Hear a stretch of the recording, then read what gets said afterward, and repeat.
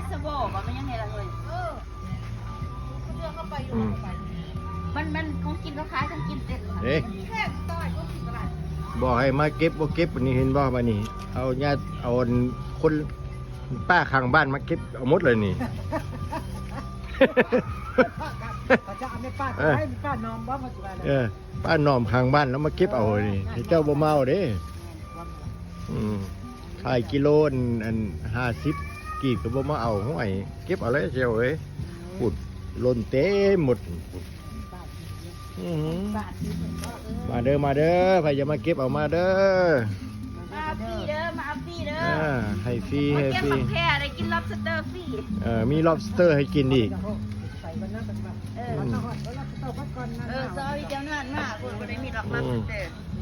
ไปใส่เบนขยายเบิ่งไว้ได้บ่ใหญ่บ่ใหญ่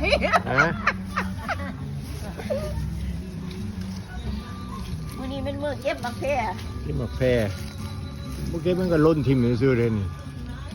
หลายอีหลีเด้โอ้ my god ล้นทิ่มซื่อๆกันบ่เก็บน่ะ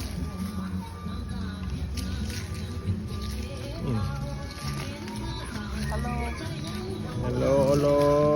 เก็บเอาตัวหน่วยงามหุ่นซึ่งก็มีขันไดขึ้นไปโลด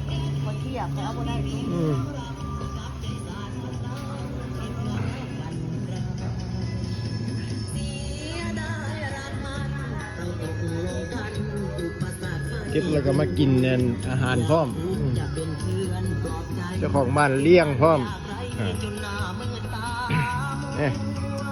กินแล้วล่ะบอกไปโอ้โดยนั่นอย่างนี้ lobster เห็นป่ะ lobster พวกไว้อากันหายหนีมดอากันอาไปโหเก็บอันนั้นมักแค่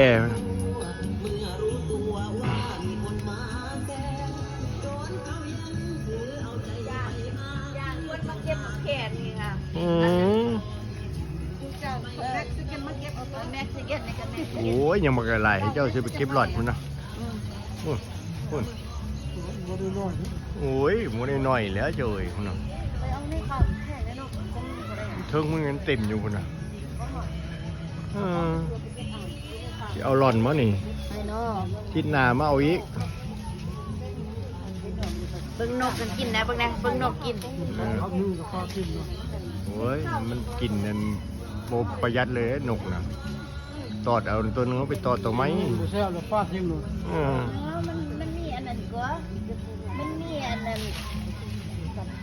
บาดชนะกินแล้วก็ยุทางเลือกน้อยได้บ่แซ่บมันก็กินน้อยไหมยามันโดนแล้วมันก็นำมากินตัวมันล้นอยู่แล้วตัวล้นนี่มีพวกกันนั้นกระหอกกับกระต่ายมันมีกระหอกมันล้นนี่มันก็งามตัวนี้ไอ้สวนงามครับเป็นแมงนี่คิดว่าน้องเขากับป่าดอกพวกอยู่ล้นอยู่พื้นนี่แปลว่ากระต่ายกับกระหอกมันมากินทางบ้านมีกระหอกกระต่ายคนนี้มีหมดละมีมดนกหนูกระต่ายกระหอกมีหอดโตตุนตัวอย่างบุญแล้วตะกี้นะ